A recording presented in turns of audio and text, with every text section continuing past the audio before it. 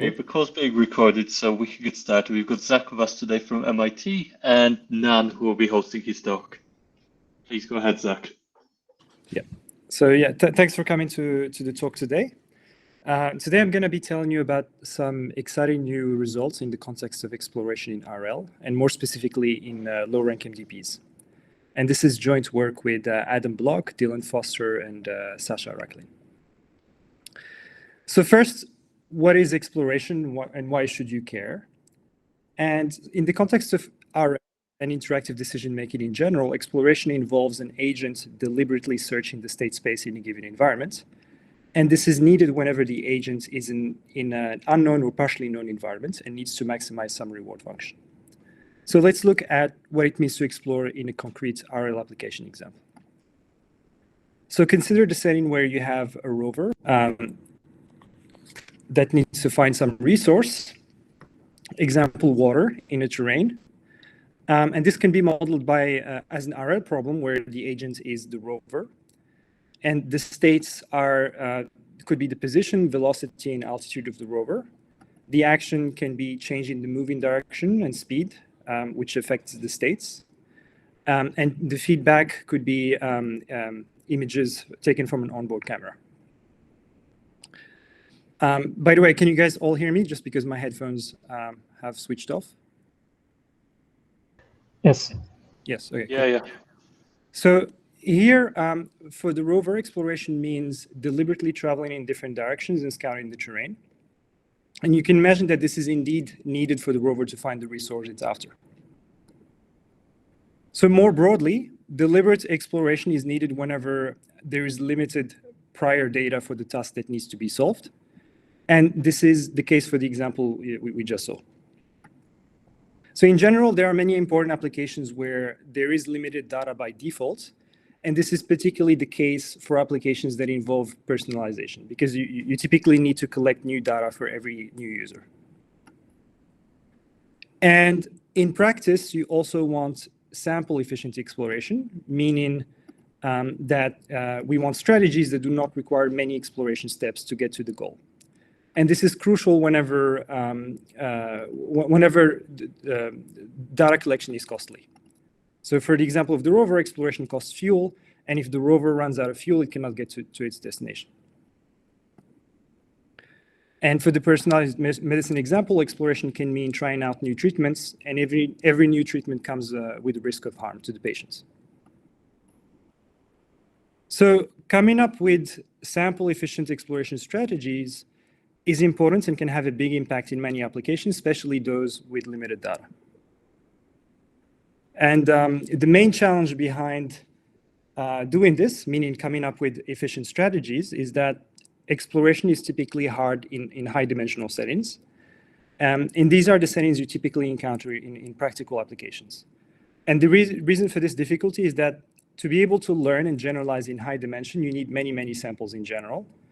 But fortunately, for many applications, even though observations can be high-dimensional and complex, there usually is an underlying structure that can make the task tractable. But this structure typically needs to be discovered by the agent and is not known upfront. So if we take the case of the rover, the structure is that the task is really just an exploration problem in 2 dimensions, regardless of the complexity of the observations. And you can imagine that if the rover has access to, say, a GPS for location, this would indeed become an exploration problem in 2 dimensions, which can be tackled efficiently. But in general, the agent does not know the underlying structure and needs to find it. So to continue with this example, if this is, say, a Mars rover, it will likely not have GPS and will have to make do with the onboard images it takes. And these, again, can be high-dimensional. So what we really need in this case is to somehow recover location information from images. And this information can then be used to drive further exploration in an efficient way, because now exploration is essentially in low dimension. So in general, learning a map that takes high-dimensional complex observation to a low-dimensional representation is known as representation learning. And learning a good representation is crucial for generalization across states and ultimately sample-efficient learning. And besides the challenge of representation learning itself, there is an even bigger challenge, which is that of designing efficient exploration strategy. You really need to carefully interleave exploration and representation learning. And the reason for this is that you need to learn a representation to drive exploration, but you need to explore to gather diverse data that will allow you to learn a good representation. Unfortunately, algorithms used in practice tend to focus on representation learning, but not as much on exploration. And in fact, most of the deep RL algorithms are very good at representation learning, but they are not deliberate about exploration. And this is the case for popular algorithms such as PPO.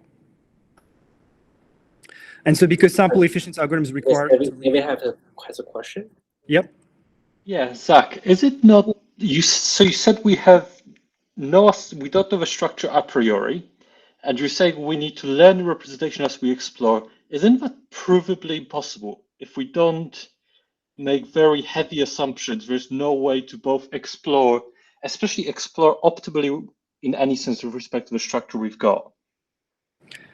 Well, the point of this talk is that it is possible even if you don't know the structure, but it depends on some structural assumptions on the MDP. For example, like in the low-rank MDP, as you will see, like there's an underlying structures about the dynamic, but you don't necessarily know it.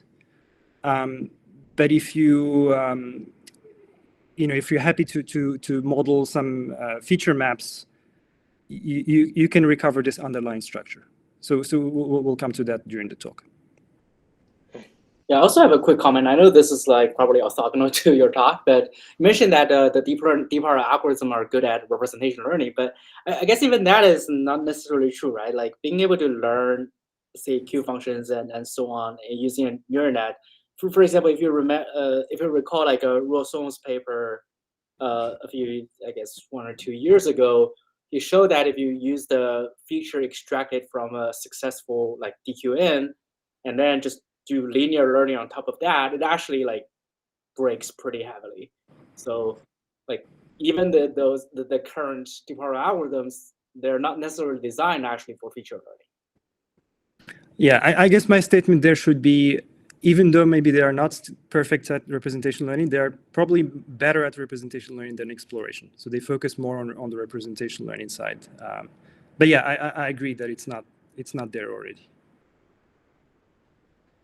Okay, I'll continue. So, given that in RL you need exploration and representation learning together, existing deep RL algorithms are not sample efficient.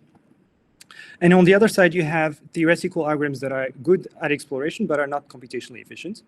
And this is one of the reasons why they are not used in practice. So to fill this gap, I've been looking at ways of designing provably sample efficient algorithms for RL that are also practical. And the hope is that this will have an impact on all these exciting applications I've mentioned. So for today, we're going to focus on a specific RL setting known as low-rank MDP. And this is a canonical RL setting that allows for high-dimensional and continuous state space and captures the key challenges of exploration and representation learning. And I'm going to show you an efficient and simple exploration algorithm we designed for the setting. So let's start with formalizing the RL setting we're going to look at. We will consider the online episodic RL framework. So here online means that the agent can interact with the environment and generate trajectories.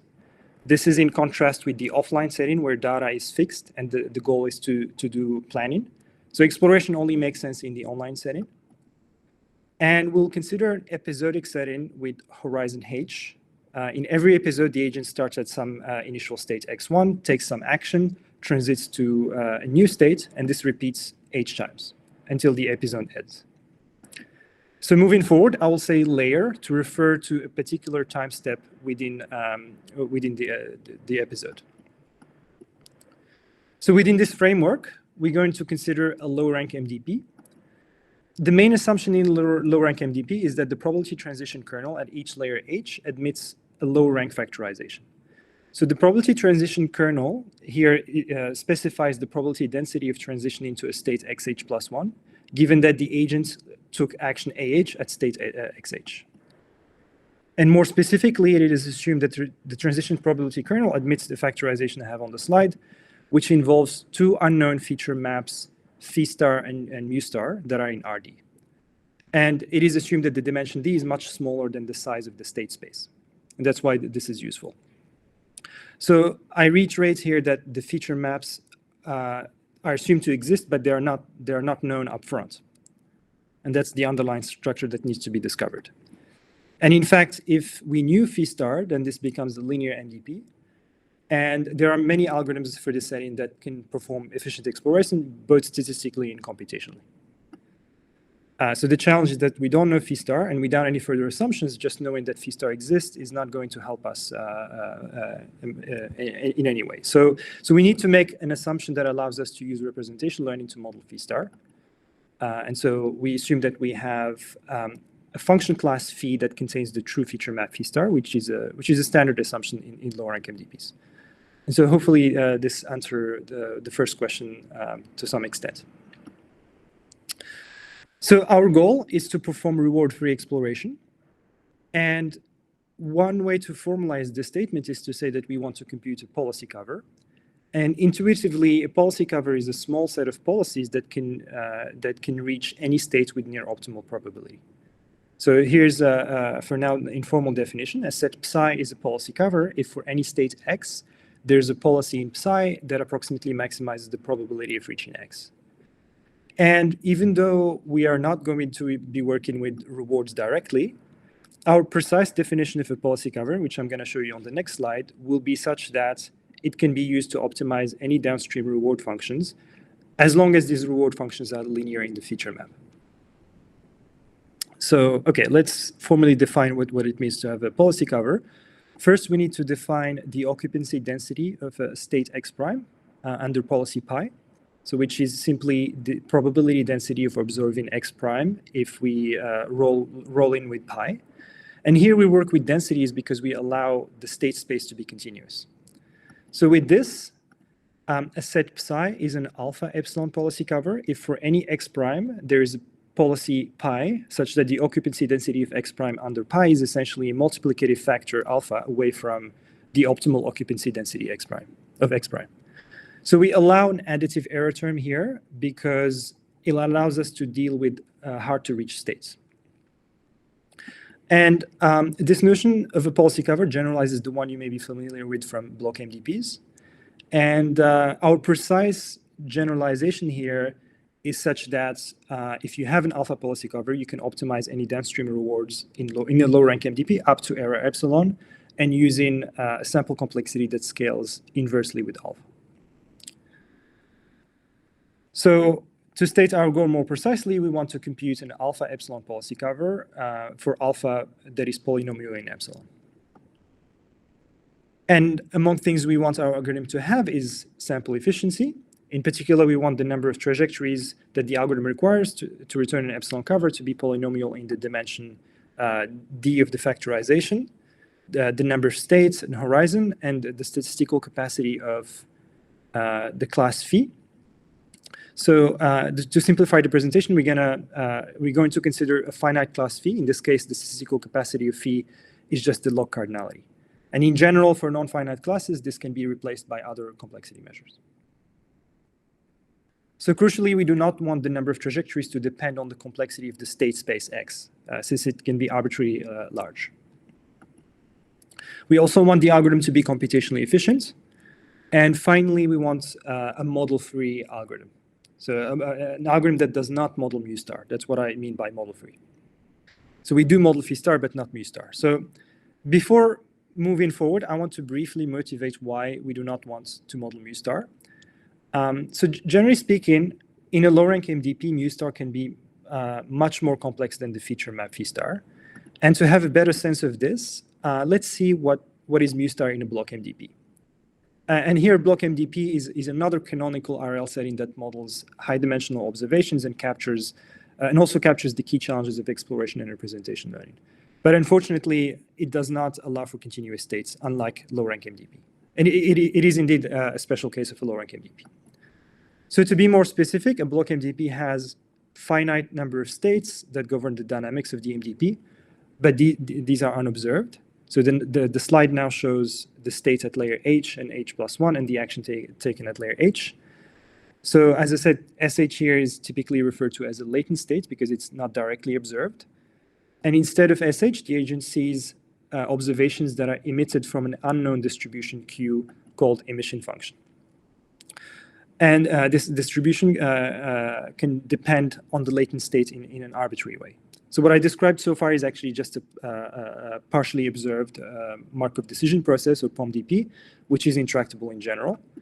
But in a block MDP, it is assumed that the latent states can be perfectly recovered from observations. In particular, there is an unknown feature function psi star, which is sometimes called the decoder, that maps observations to their corresponding latent states. And this decodability is what makes RL tractable in block MDPs. So I told you that block MDP is a special case of a low-rank MDP. So what is the corresponding low factorization in this case? Low-rank factorization. So in this case, the feature map phi star is closely related to the decoder psi star, and mu star is related to the emission distribution Q. So modeling mu star in this setting essentially means modeling the emission distribution Q, and we want to avoid doing this because the distribution Q can be arbitrarily complex in a block MDP. So hopefully, I've somewhat convinced you that it is a good thing to be model-free, at least from a statistical perspective. Okay, so now let's, so I can take any questions if you have about like the settings or the goal before I move forward. Okay, so if there are no questions, I'll continue. So let's take a quick look at where existing approaches for low-rank MDP fail. So if we did not care about computational efficiency, then there are algorithms mainly studied in theory that are statistically efficient. These algorithms are typically based on the notion of global optimism, which requires solving optimization problems with non-convex constraints, and this is what makes them computationally inefficient. On the other hand, you have model-based algorithms which only require a form of local optimism and are indeed computationally efficient. But as I said, we would like to avoid being model-based. And I should say that the reason why these model-based algorithm methods work is because modeling mu star makes it possible to learn high-quality representations that can be used to successfully drive future exploration.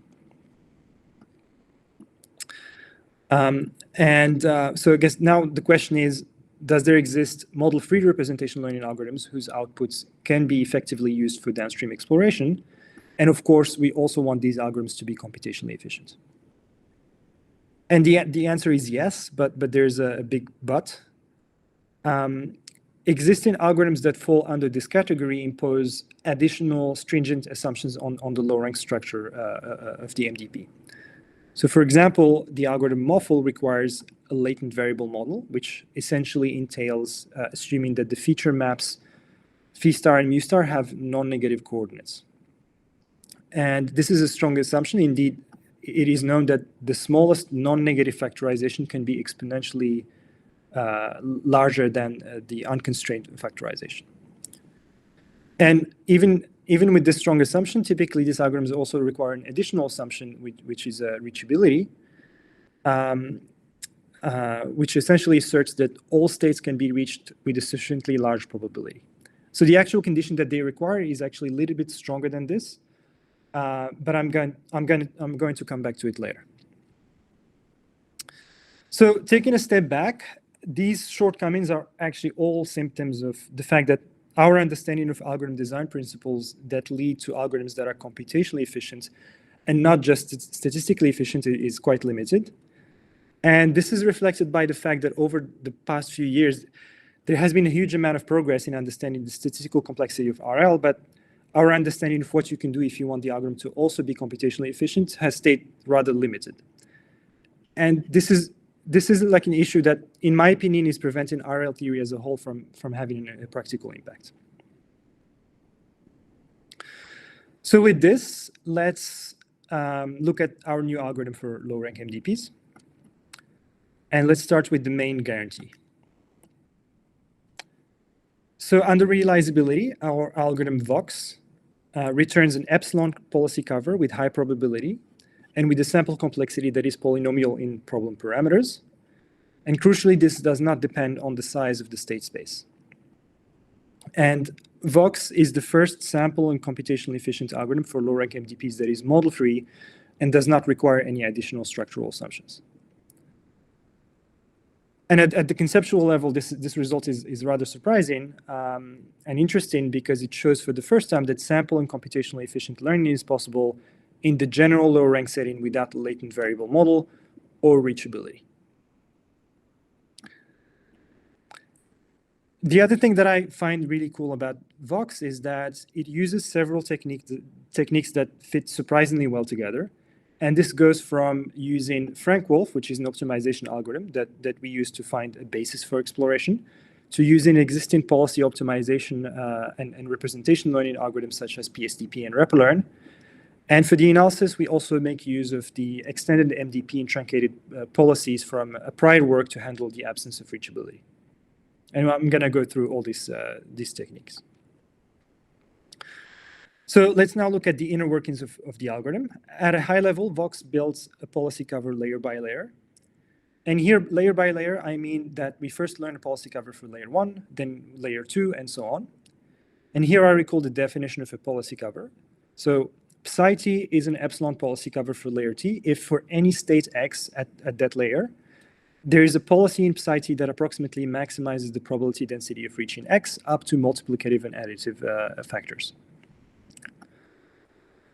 So to build a policy cover for layer t, VOX actually uses all the policy covers from the previous layers. These are used to perform exploration at layer t, which is then used to perform representation learning at layer t and build the new policy cover. So for representation learning, we will be using an existing algorithm, RepLearn, but with a much improved guarantee. And this will actually be crucial for the analysis of VOX. And for exploration, we use a strategy based on a generalization of optimal design, as we'll see. So let's look at the algorithm. As a warm-up, we are going to show a simplified version of the algorithm that works under reachability. Then I'm going to show you the full version that does not require reachability. So here, reachability asserts that any state x can be reached with sufficiently high probability with some policy pi. So let's dive in. First, the algorithm requires a feature class phi that contains the true feature map phi star and a number of samples n. It initializes the policy cover for the first layer to be the empty set. Then there's a for loop over layers where the first step involves representation learning. And for this, we use RepLearn, as I said. And ideally, this returns a feature map phi that is close to phi star in a sense that I'm going to precise soon. Next, this feature map is passed to a function that does exploration. So here the algorithm opt design uses the learned feature map as well as the previous covers to compute an exploratory distribution for layer H using an optimal design-like objective. Then the policy cover at layer H is set as the policies in the support of this distribution P returned by opt design. And finally, the algorithm returns the collection of policy covers for all layers. So let's look at the optimal design subroutine. So given a learned feature map phi and policy covers from previous layers, the opt design subroutine essentially finds a distribution P over policies that satisfies the inequality that I have on the slide. And if you are familiar with the notion of G-optimal design in statistics, this may remind you of that. And actually, there is a formal way in which you can generalize G-optimal design to match the objective we care about here. But I will now go over the details of this. The details can be found in the paper. And so why is it useful to have a distribution P that satisfies this inequality? And the answer is that this ensures that the policies in the support of P achieve good coverage over states at layer H. But this is only true when the feature map phi is close to phi star in a sense that I'm going to precise shortly. I have a quick question here. Like, I'm not sure if you have answer, but the expectation of the quadratic form that you show on the slide is a typical definition of feature coverage in, like, say, linear MDPs, right? But there are a few variants, and we had on Twitter, we had some discussion a few weeks or months ago. But there's, I think, the sort of the best definition, like, in, not necessarily in this context, but the most general linear definition is where you push the expectation inside of phi, right? So you have expectation of phi, the MPH inverse, and then expectation phi again.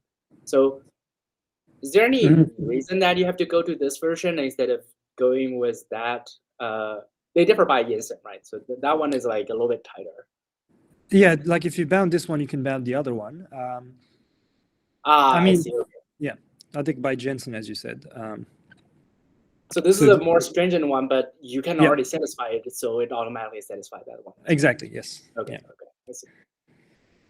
Okay. Cool. So, as I said, we want to compute this p because it will lead to good coverage, but we need phi to be close to phi star. So I will come back to in what sense phi needs to be close to phi star. But I guess now the question is, like, how do we actually compute this p? And the answer is we are going to reduce the problem to policy optimization using the previous policy covers from the previous layers. And I should say that reducing the optimal design problem that we have here to offline policy optimization has been done before in RL using elliptical planning objective. But there are actually some subtleties when it comes to applying these results when reachability is not satisfied, which is the setting we are ultimately after. So in this work, instead of an elliptical planning objective, we use another objective that leads to a much simpler op-design subroutine based on the Frank-Wolf algorithm. So to show you this new objective, let's simplify notation a little bit. I'm going to write phi subscript h for phi of xh ah. So with this, we want to compute a distribution p that satisfies this inequality. And by linearity of the expectation, we can replace the outer supremum over policies by supremum over distributions over policies. And this is going to come handy. Now let's rearrange this inequality and see how we can choose p to make the left-hand side small. Particularly, we want to make the left-hand side smaller than d. So for all q, we can write the left-hand side in terms of a trace involving the matrices MP and MQ. And we can also replace D by the trace of MP inverse times MP.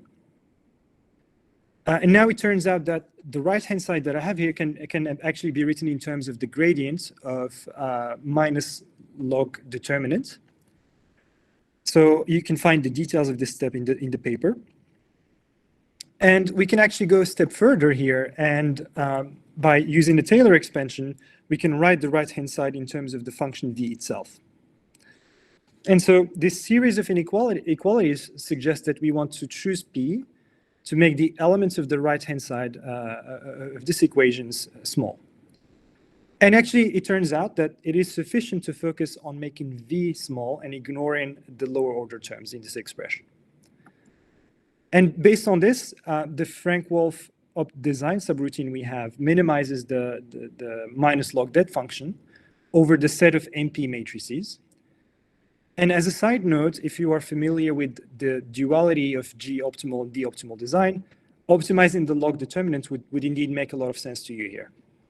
Yeah, I mean, if you look at the proof of the elliptical, like the barometric spanner, which is like closely related, it's also literally you prove the existence of the spanner by constructing the volume or determinant maximizing like submatrix, right? So which also coincides with what you write here. Yeah, so computing a spanner would involve a different objective, but I'll come to that. But yeah, there are relationships. Yeah. But okay, so I was going to say, like, this, it seems like this connection to D-optimal design has not been formally made before in the context of RL. And this is probably because the RL design objective does not exactly match the classical notion of G-optimal design. Right. Are you going to talk about how you actually implement this? Yeah, it's coming up in the next slide. Okay.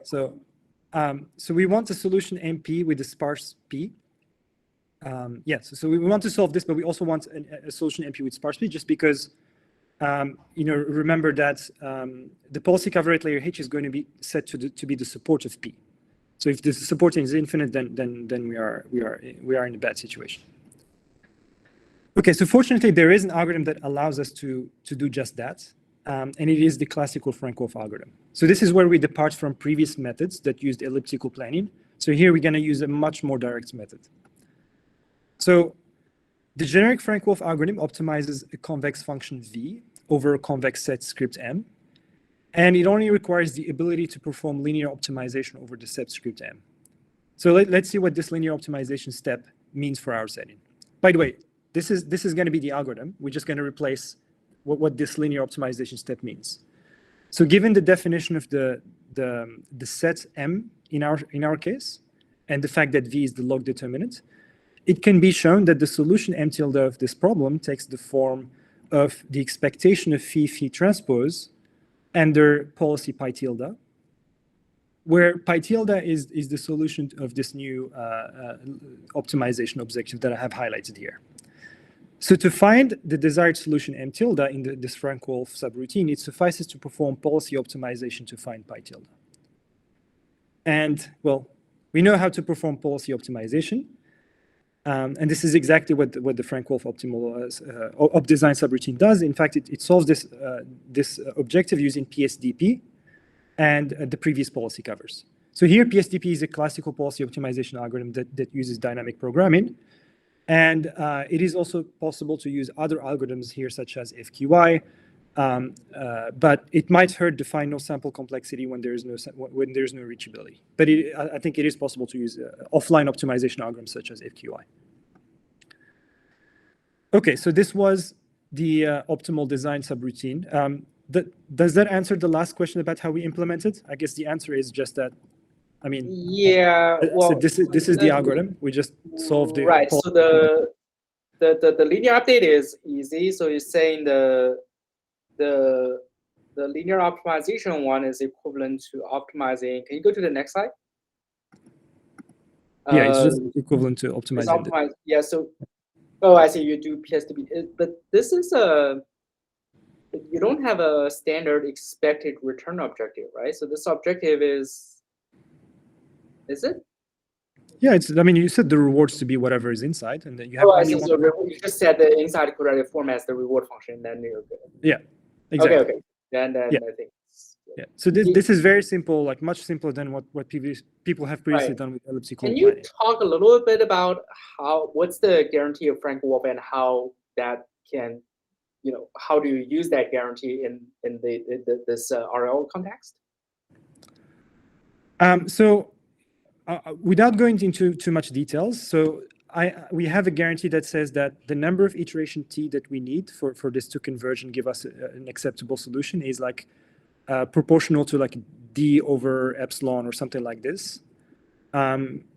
It's similar to the results in like the elliptical planning in the Moffel paper, but those ones require reachability. Right. But maybe I can come back to that towards the end. Yeah, but here, do you need something like the convexity of the function you're optimizing? Like, does that say do you need something like strong convexity, and does that appear in your bound? So to be very precise, what we actually consider the set of matrices. We add like a gamma times identity, where gamma is a parameter. And that ensures that things are like smooth, but we don't need like strong convexity per se.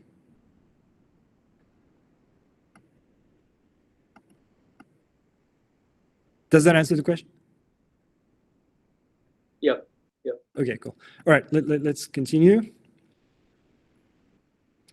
Okay, now let's move on to the representation learning part. So RepLearn is not new, as I mentioned, but we do provide significant improvements to its guarantee, which is needed for the analysis of Vox to go through.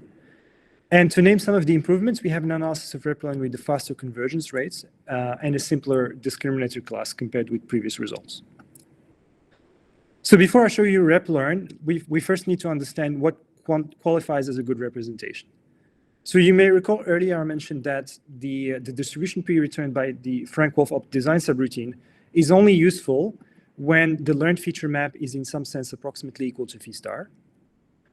And let's take a step back and see what is actually special about phi star. Well, thanks to the structure of the probability transition kernel of a low-rank MDP, we have that for all functions f, the conditional expectation of f conditioned on any x and a is linear in phi star. And this is actually the only property we need for the output of the op design subroutine to induce a distribution with good coverage. So in particular, if we have a learned feature phi that satisfies this condition and we pass it to the op design subroutine, then we can easily show that Vox succeeds at building a policy cover. So unfortunately, this condition is quite strong, and there's little hope to learn a phi that satisfies it uniformly over all functions f and all xa pairs. But fortunately, it turns out that we can get away with a much weaker condition for phi. And this condition looks as follows, where instead of testing for all functions f, we only look at a relatively small function class script f, which consists of the feature map phi in the function class. And by the way, previous results of RepLearn involved a more complicated function class than this.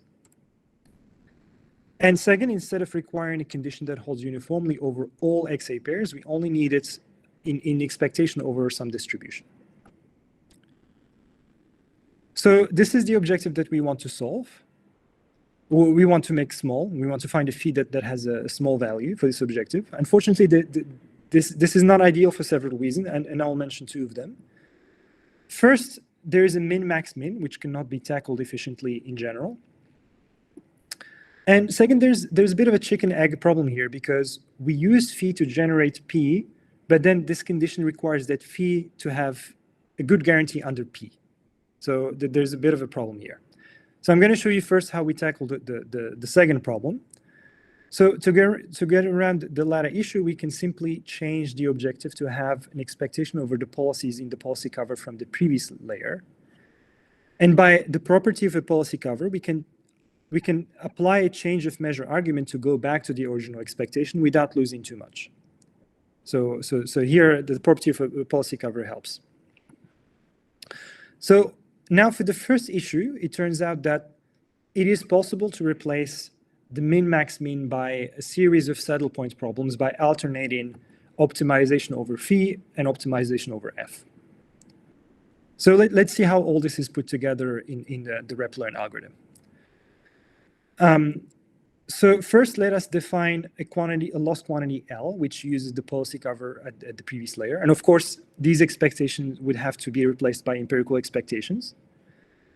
Then the first feature map is set arbitrarily, and the parameter epsilon is set as a function of the number of samples and d.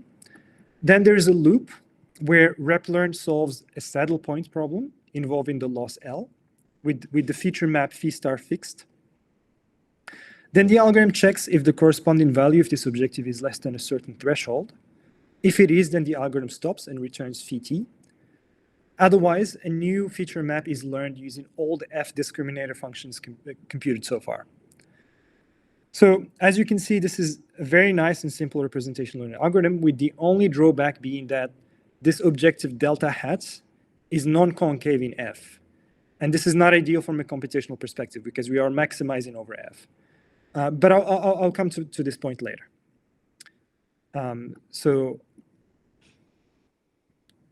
Okay, so this was the representation learning objective within Vox.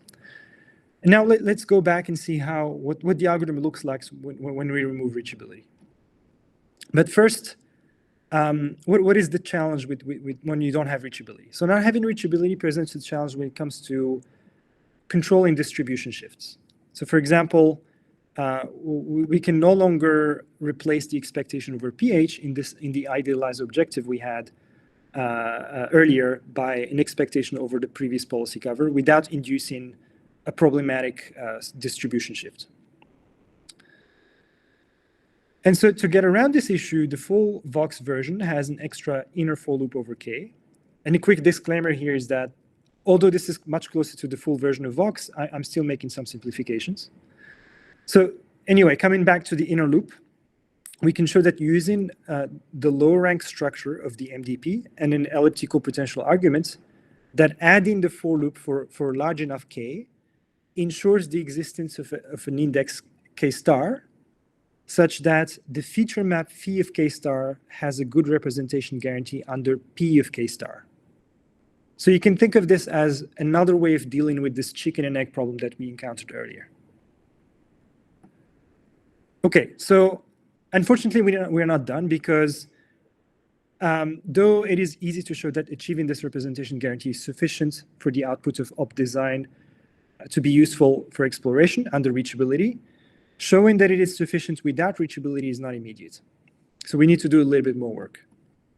So to resolve this, we use a technique that involves doing the whole analysis in an extended or virtual MDP that has one additional action and one additional state. So here the state is a terminal state that cannot be escaped, and A is a terminal action that leads to the terminal state from any other state. And the dynamic of the extended MDP are otherwise exactly the same as the original MDP. And in this extended MDP, we define a set of truncated policies that we will benchmark the policies of Vox against. And these truncated policies are constructed in a way that they take the terminal action on states that are not reachable with high enough probability. So what do you mean? Oh, I see. So when you define low probability state, just clarification, it's relative to mu, right? Exactly. Yes. You can't talk about the absolute probability. Yeah. Okay. Yeah. Yes. Yeah. Probability density. Yeah. Sure. Yeah. So I see. Like, and that way, it's equivalent. If this is if it has a latent variable model, it's equivalent to talking about the reachable probability on the latent states. Exactly. Yes. Yeah. Okay. Okay, so conceptually, there are two important points about the construction here. The first one is that benchmarking against the truncated policies allows to emulate certain aspects of reachability that we can leverage in the analysis. And the second one is that we actually do not lose much by having this weaker benchmark class. So we know that this technique was previously used in the context of removing reachability in block MDPs, and here we successfully generalized it to the low-rank MDP setting. Okay, so this brings us to the end of the main part of the talk. So now let's sum up the key features of Vox. So Vox is the first sample and computationally efficient algorithm for low-rank MDP that is model-free and does not require any additional structural assumptions. And yeah, conceptually, this is very interesting because we didn't know before that it was possible to do this without a latent variable model or reachability. So unfortunately, Vox has a few shortcomings. First, the dependence in epsilon in the sample complexity is not ideal, to say the least. Then the size of the policy cover at each layer depends on the desired suboptimality epsilon, which is also not great. So the smaller epsilon is, the larger this policy cover is. And so for memory, this is not great. Finally, the multiplicative factor alpha of the policy cover scales down with epsilon. And this is also not desirable because it's going to hurt the sample complexity in any downstream reward application, because the sample complexity there scales with 1 over alpha. So now I'm going to show you a variance of Vox that does not suffer from these shortcomings at the cost of assuming reachability. But before moving forward, let's revisit reachability and look at how this assumption compares with previous ones. So this is the reachability assumption we make in this work. So we show in the paper that this is weaker than previous reachability-like assumptions, including feature coverage, which looks at the second moment of the second moment matrix of the features, and it's also weaker than the feature coverage assumption, which is actually stronger than. This was a typo. This should have a different name, not feature coverage. But anyway. You have one condition that looks at the second moment and one condition that looks at the first moment. And these are both stronger than the reachability assumptions we make. So with this, let's look at the main results of Vox Spanner. Under reachability and realizability, Vox Spanner returns an epsilon policy cover with high probability and with a sample complexity that is polynomial in the problem parameters. And if we ignore reachability, Vox Spanner has all the benefits of Vox without the shortcomings. In particular, the size of the cover is fixed and does not depend on epsilon, and also the multiplicative factor in the policy cover does not depend on epsilon. So let's look at the algorithm.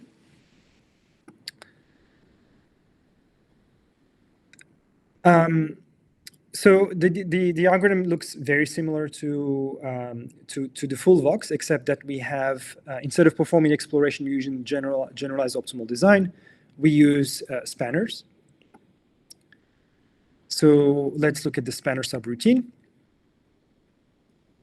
So given a learned feature map phi and policy covers from previous layers, the robust spanner subroutine finds d policies pi1 to pi d with the property that for all policies pi, the expected feature map under pi can be written as a linear combination of the expected feature maps under pi1 until pi d. So it turns out that this is essentially equivalent to computing a barycentric spanner for the set of vectors induced by the expected feature maps. So if you're not familiar with barycentric spanners, let me just quickly give a definition. So a set of vectors W1 to WD is a barycentric spanner of the set script W if for any vector W in script W, that vector W can be written as a linear combination of the WI vectors. So that's what it means to have a barycentric spanner. So for our setting, the set W is a set of vectors induced by the expected feature maps. And the WI vectors correspond to the expected feature maps under the pi I policies. And to take a step back, the reason we want to compute these spanner policies is because they can be used for effective exploration at layer H as long as the feature map phi is a good quality. Similar story as the op design objective. So how do we find these spanner policies? Well, a classical result from Auerbuch and Kleinberg tells us that if you want to compute a barycentric spanner for a set, you only need a linear optimization oracle for that set. And in our setting, this translates to, again, policy optimization, which we could try to solve using PSDP and the policy covers from the previous layers. But actually, there's a catch here. Doing this is not going to work off the bat. Any guesses as to why this is not going to work to just do policy optimization? Okay, well, here's the answer. The issue is that we can only perform policy optimization approximately. And the barycentric spanner algorithm by Auerbuch and Kleinberg requires an exact optimization oracle. So we essentially present an error-tolerant version of this algorithm, which may be of independent interest. Okay, so coming back to the algorithm, recall that we are computing the spanner for the set of vectors induced by the learned feature map phi H. And similar to the op design case, the corresponding output of robust spanner is only going to be useful for exploration when this feature map phi H is good. And fortunately, the condition we require here is exactly the same as the one we needed for op design, for the op design subroutine. So the rep-learn subroutine already does the job, and we don't need to change it. And also, the other thing to note here is that we don't need this inner for loop over K because we already have reachability, so we don't have this distribution shifts that were problematic before. So, okay, before concluding, I just wanted to quickly comment on why the current analysis of Vox spanner requires reachability.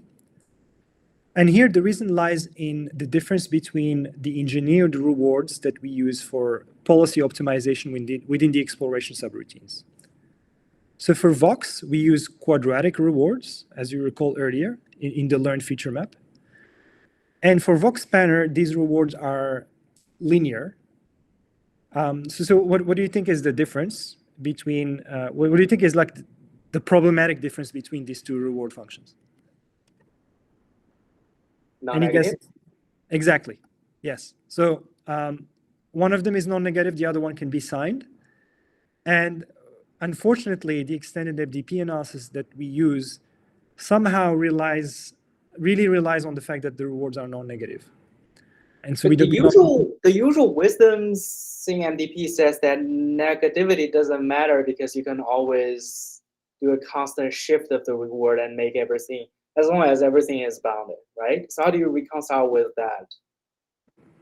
Yeah, so I've tried that unsuccessfully. So I don't know what the answer to that is. I think this extended MDP analysis that we use is quite different from previous ones. So yeah, I guess this is like, yeah, one of the open questions that I have here. How can we like, is reachability really required for Vox spanner? And actually it would be great if it's not, just because Vox spanner has the optimal sample complexity in terms of epsilon compared to this epsilon to the 14 of Vox. And also it does not have any of this other drawbacks. The size of the cover is fixed, doesn't depend on epsilon. So it has all these benefits. So I hope it's just like an analysis thing that needs to be fixed. So let me know if you find a solution. And okay, the second question, as far as future question goes, is whether we can simplify the rep-learn objective for computational benefit. So as I mentioned earlier, this objective is not ideal because it involves maximization of a non-concave function in F. But that being said, there are special settings where this can be solved computationally efficiently, such as when we can enumerate the feature map phi. But ideally, we would like to solve this objective efficiently for non-enumerable classes. A good starting point for this question may be to consider the sparse linear MDP setting where phi star is known, but mu star is sparse, but the sparsity pattern is not known. And the goal is to have a sample complexity that depends on the number of non-zero coordinates of mu star instead of d. So this could be a nice place to start. And so with this, I will conclude the talk, and I can take any questions. Ask a question now. Yeah. Very nice talk, and I really enjoyed. So I have a question about the Frank Wolf algorithms for solving the optimal design problem. So do you mind go to that slide, because I'm trying to understand how did you convert the learned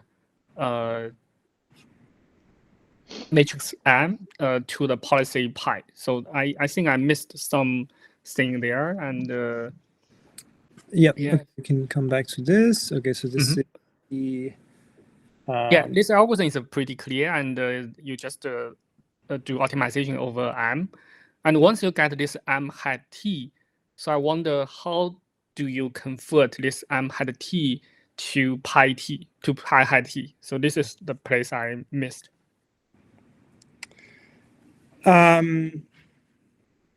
Yes. Okay. So, let's see how to answer this question. Well, okay. So we actually don't get M hat.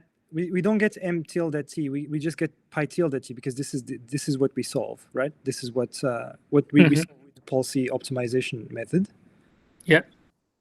But when you do Frank Wolf, you do Frank Wolf over the parameter M, right? No, I mean, like conceptually, yes, but all your MT in this in the feasible space, they are just represented by policies, right? So eventually the actual computation is over policies.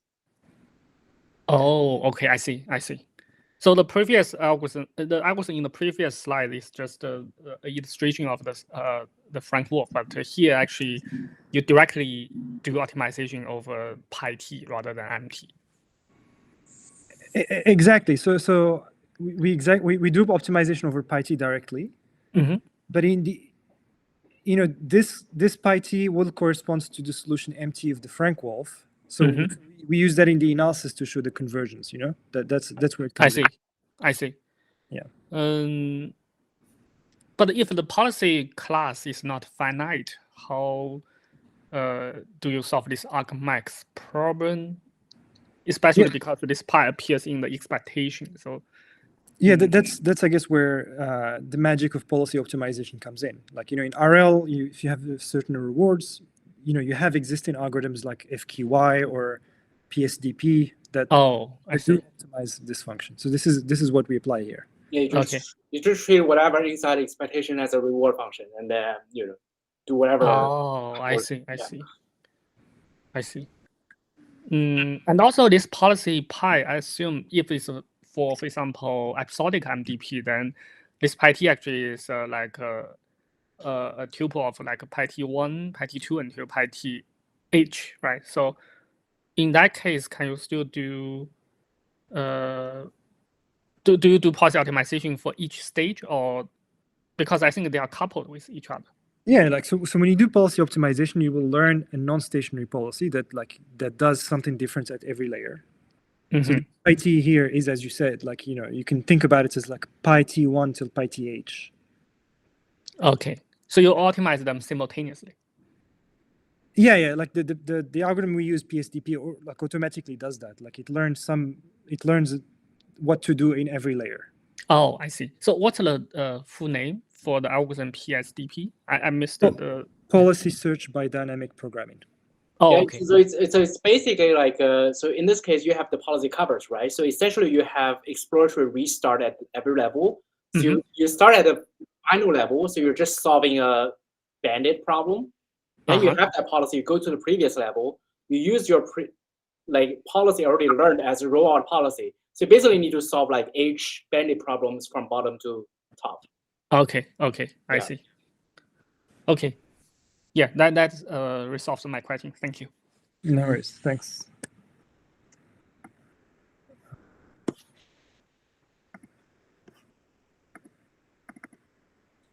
I have a question. Yep. Also, hey Zach, thanks for the great talk. Yeah, I was wondering if we could go over some of the robust spanner stuff and maybe more slowly, because I think I didn't quite absorb everything. But so sorry, yeah. Okay. The box equation makes sense to me, but I think I got a little bit lost about how you're proposing to solve or find this like pi 1 through pi d in an efficient manner, I guess. Like how does this box equation become the like soup over pi, expectation over pi thing? Okay, so do you agree that the problem of finding this pi 1 to pi d is equivalent to finding a spanner for this like set W, right? Yeah. Then we have this result by Auerbach and Kleinberg that says if you have a linear optimization oracle for W, then it gives you the recipe for how to find this spanner. So by linear optimization oracle, you mean like something like I guess maximizing the volume of a determinant? No, linear optimization just means so given a vector theta, you need to find the vector W in the script W that maximizes the inner product. Okay, yeah, sure. This is literally what you wrote. That this is the equation in the center of the slide, right? Yeah. 2 pi expectation of pi theta. Yeah. So that's the exact linear optimization. Yeah. So for our setting, this translates to this linear optimization or this policy optimization, just because our sets is the expected feature map. So that's why it takes this form. So what exactly does the exact algorithm look like? Like, what each iteration, what kind of linear optimization problem? Like, how do you design a theta? Yeah. So at a very high level, what the algorithm does is, so it keeps in memory d vectors that are in the set W. And iteratively, what it does is that it looks through. It takes one. It takes one vector and it tries to see if there is another vector in the set W that to replace it with to make the determinant of the set of d vectors larger. Yeah. So, and it like looks at it like a threshold. Like, so it's like you replace it only if you can make the determinant larger by like a C factor where C is larger than 1. Yep. And if not, if you cannot replace any of the vectors, you just stop. Yeah, but how is that like a linear optimization problem? Well, when you check if you can replace, so checking if you can replace to make the determinant larger than a something. The determinant is actually a linear function of. Oh, I see. Because you're only replacing one column, Yeah. and then Yeah. so only that column is like the variable. Exactly. Yeah. Okay. I see. Yeah. So, but yeah, like the original version of this algorithm is not error tolerant. So like it assumes you can compute this linear optimization oracles exactly. So, and it was surprising that there was like no version out there that can handle. I think we were looking into this also. I think, and I was just talking to Audrey on Slack just a minute ago. It was like, I think we find some definition of approximate versions where you allow the coefficients. I think the exact version of coefficients should be between -1 and 1, right? But you can actually relax it to something like -c to c. But yeah, I forgot what kind of approximation is allowed in that case. But anyway. But that's a different approximate than what It's a different you're using notion here, of right? approximation. Okay. Yeah. So like we needed to allow like additive error, not just like multiplicative. Multiplicative. Okay.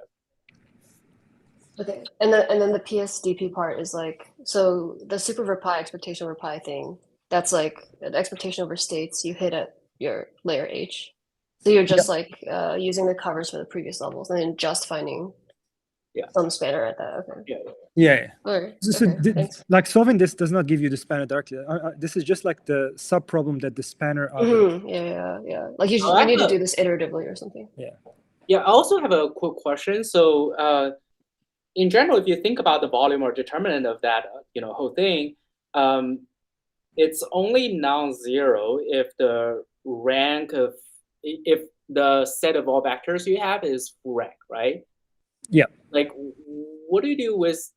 But I mean, the definition of spanner easily generalized to the case where you have, like, is you're rank deficient because you can always just project to the lower dimension and then do spanner and everything there. But you conceptually you can do that, but computationally you can't. Like, how do you handle that case? Yeah, so that was exactly the problem that we faced because you don't know like which subspace you need to project on. Like, right. So that's I guess where we have the novelty. So essentially we add. The lambda I. So the sort of a small amount of regularization. Essentially, yeah, we add a small amount of regularization that ensures that like you never. I see. Yeah, makes sense. Yeah. So essentially, really what you want is sort of maximizing the product of the non-zero eigenvalues, right? But if you're rank deficient, you get some zeros, which sets the entire product to 0. But if you add a little bit of regularization, you just get padded with some extra small non-zero value. But I guess that things are still fine that way. That's exactly what we do. Yes. Yeah. Okay. Because I was actually teaching like elliptical potential lemma in my course this semester last week, and there's something very similar, like the lambda I regularization that plays very similar roles there. Yep, not surprised. Yeah.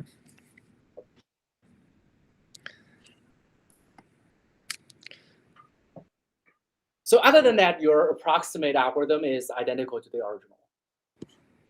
You just add lambda I and then just do this, like optimize the volume after replacement. I mean, I can show you the actual algorithm. Let's see. Low rank.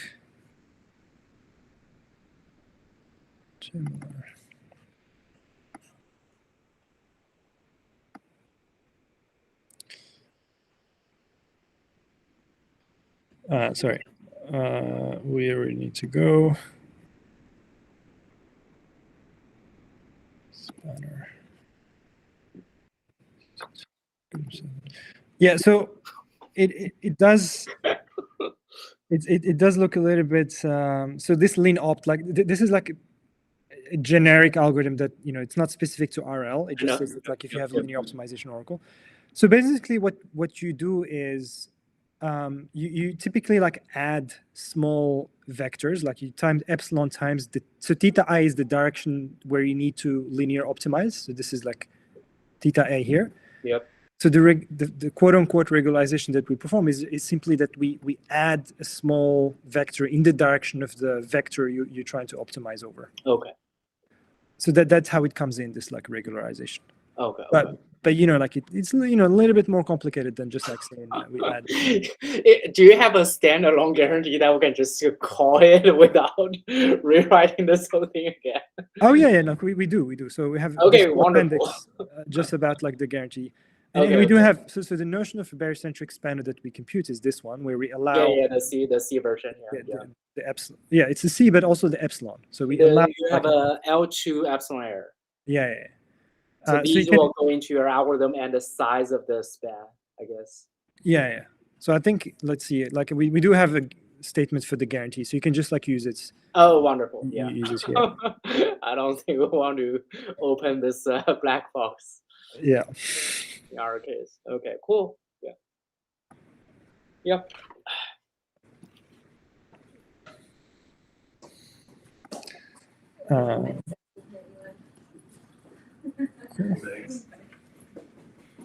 Most people have left. Yeah. Any other question?